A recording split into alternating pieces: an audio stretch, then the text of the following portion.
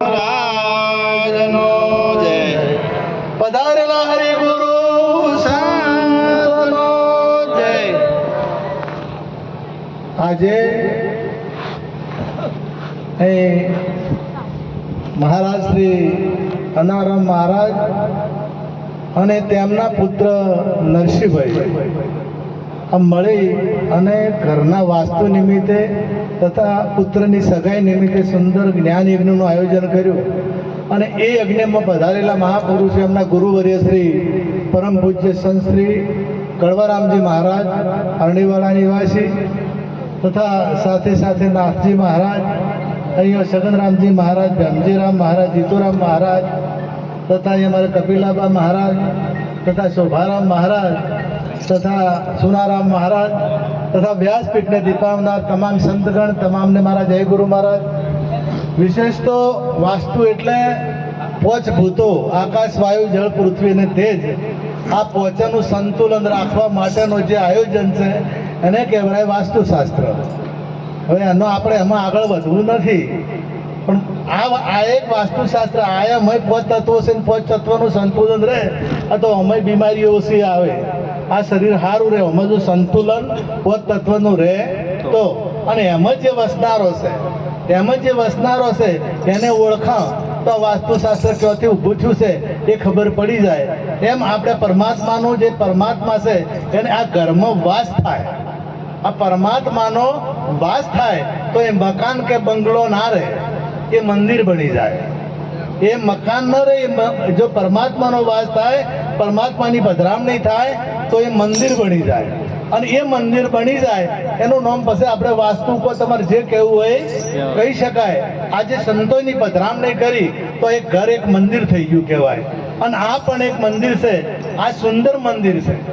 હમણે ગાયું હતું કે મનસા માલણી જીરે ગોરખ જાગતા નરશેવ, જાગતા નરશેવ તને મળે નિરંજન દેવ।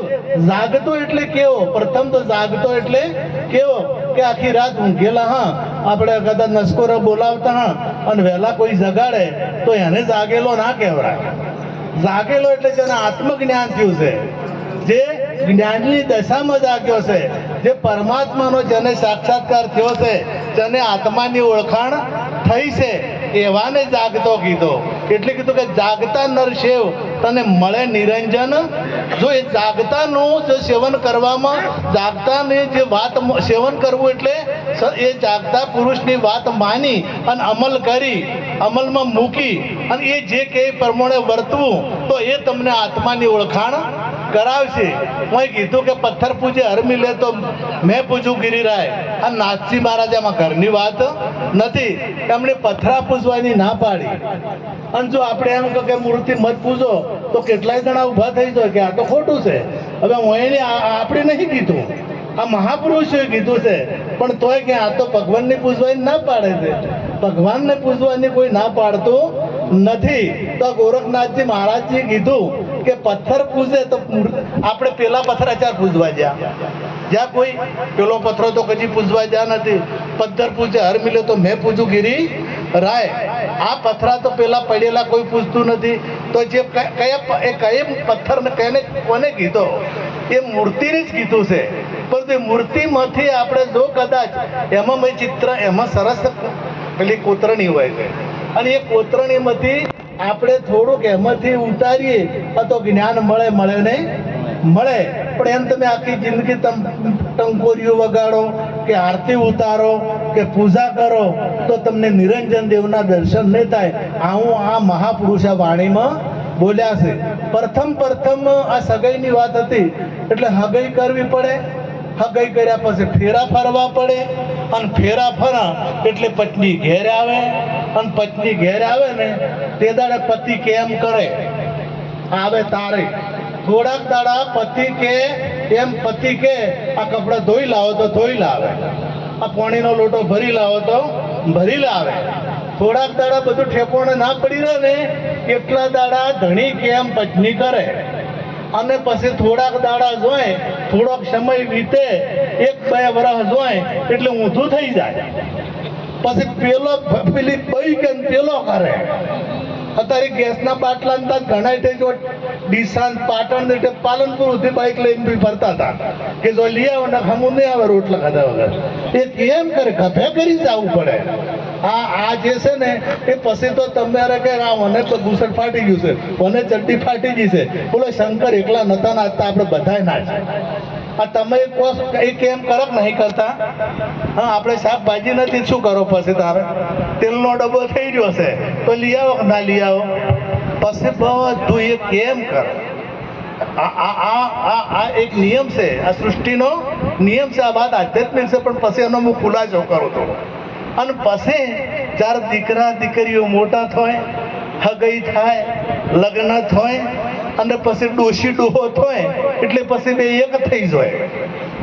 પછી કદાચ બહુ કે આપણે આ થઈ રહ્યું છે તો ડોશીમાં કે બે એ તો હમણાં હાડી લાવી છે, કોઈ નહીં લાવી તો શું વાતો કરતી, અને એને પિયરથી બે ત્રણ આવી છે અને હમણાં આપણે નથી લાવી, એટલે ડોશી ડોહો બે એક થઈ જાય. દીકરીના ઘેર જવું હોય ને તો એ બે મળીને જ હોય, પછી બે એક થઈ જાય. હવે આ એમ એ રીતે પ્રથમ ચારા ભક્ત છે એ ભક્તિ માર્ગમાં પગલું મોડે એટલે પહેલો ચોઈ જાય.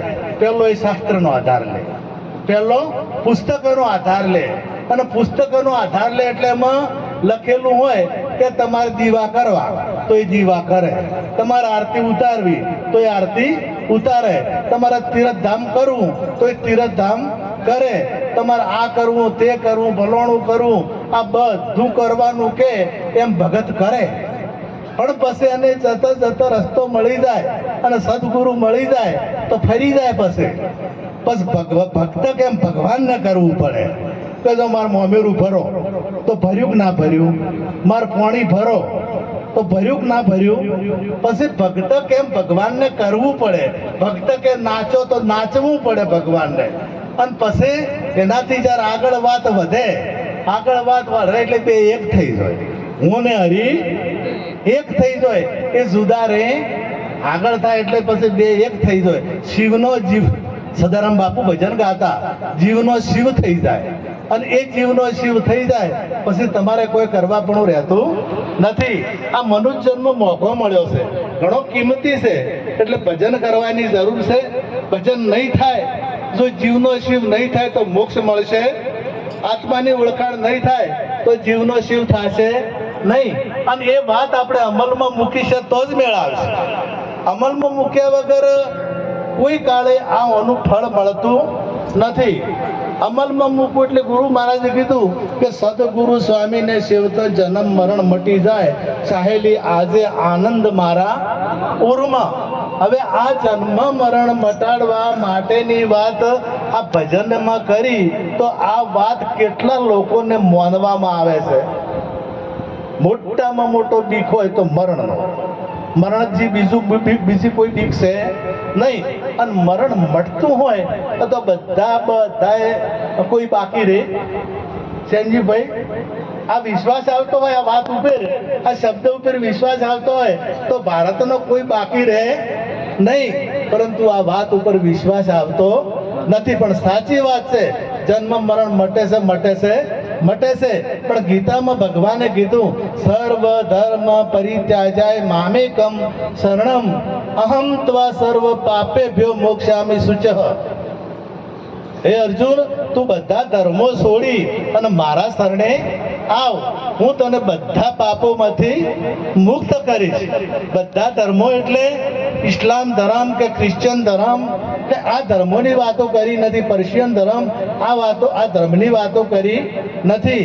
તમારે જોવાનો ધર્મ, બોલવાનો ધર્મ, ચાલવાનો ધર્મ, ખાવાનો ધર્મ, આ બધા તો તમારા ધર્મો નથી. આ ધર્મો માની બેઠા છીએ આપણે. એ આપણા ધર્મો. તમારો ધર્મ કયો?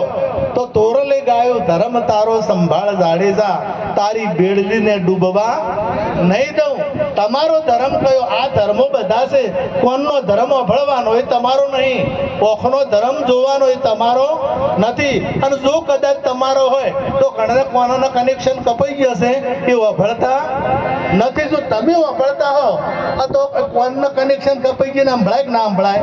તમે જો જોતા હો તો ઘણાને ઓખો જતી રહી છે, એ જોઈ શકતા નથી. જો તમે જોતા હો તો દેખાય કે ના દેખાય? તમે જો ચાલી શકતા હો આ તો પગ ઘણા જતા રહ્યા છે, ચાલી શકાતું નથી. એટલે તમે ચાલી પણ શકતા નથી, તમે સાંભળી પણ શકતા નથી અને તમે જોઈ પણ શકતા નથી, પણ તમારા વગર શક્ય નથી. તમે છો આ વીજળીથી ગોળોના, આ વીજળી છે ને પ્રકાશ આપી શકે, વીજળીથી પ્રકાશ થાય જ ના. ગોળો જોવે ને જોવે, પણ ગોળો એકલો પ્રકાશ કરી શકે. વીજળીનું જ્યારે છે, વીજળી છે તો ગોળાથી પ્રકાશ થાય ને થાય.